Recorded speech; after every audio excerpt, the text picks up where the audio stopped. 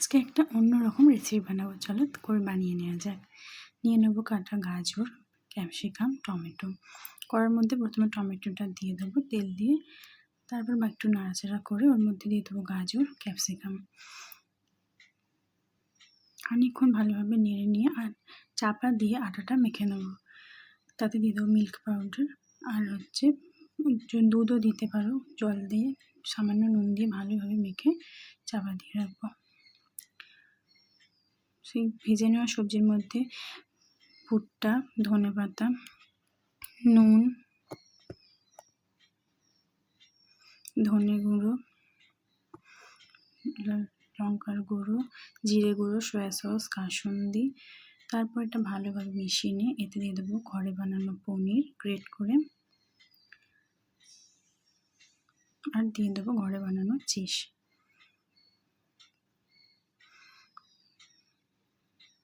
দিয়ে দেবো এতে খানিকটা বাটার, সব কিছু গ্রেট করে দেবে। তারপর এটা খুব ভালোভাবে মিশিয়ে নেব।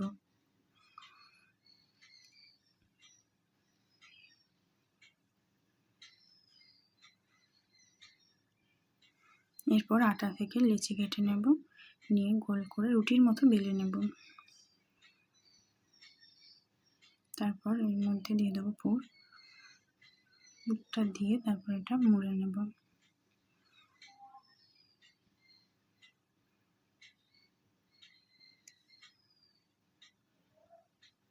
এভাবে সবকটাতে পুর দিয়ে নেব।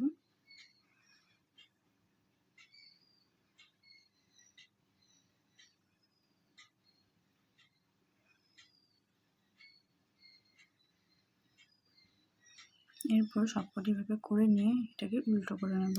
যে দিকটা মুড়েছিলাম সেই দিকটাতে খানিকটা করে জল লাগিয়ে নেব, বা ব্রাশের সাহায্যেও দিতে পারো। তারপর এরকমভাবে চেক করে নিতে হবে যে আটাটা ভালোভাবে গরম হয়েছে কিনা। তারপর যে দিকটা জল লাগিয়েছি সেদিকটাকে উল্টো করে দেব।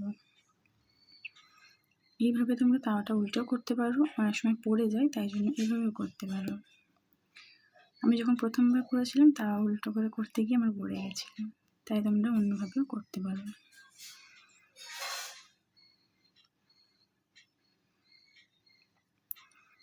এবার এক এক করে নিয়ে এটাকে উল্টো পাল্টে ভেজে তারপর এতে সামান্য ঘি দিয়েও নামিয়ে নিতে পারো।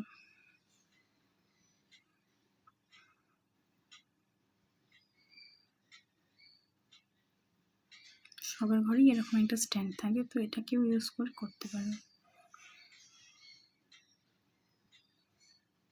তৈরি হয়ে গেলে এতে একটু ঘি লাগিয়ে নেবো, তোমরা বাটারও দিতে পারো। তারপর এটা সার্ভ করে দেবো।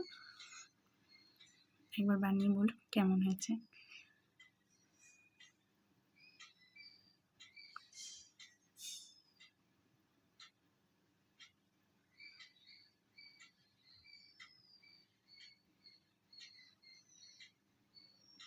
Thanks for watching.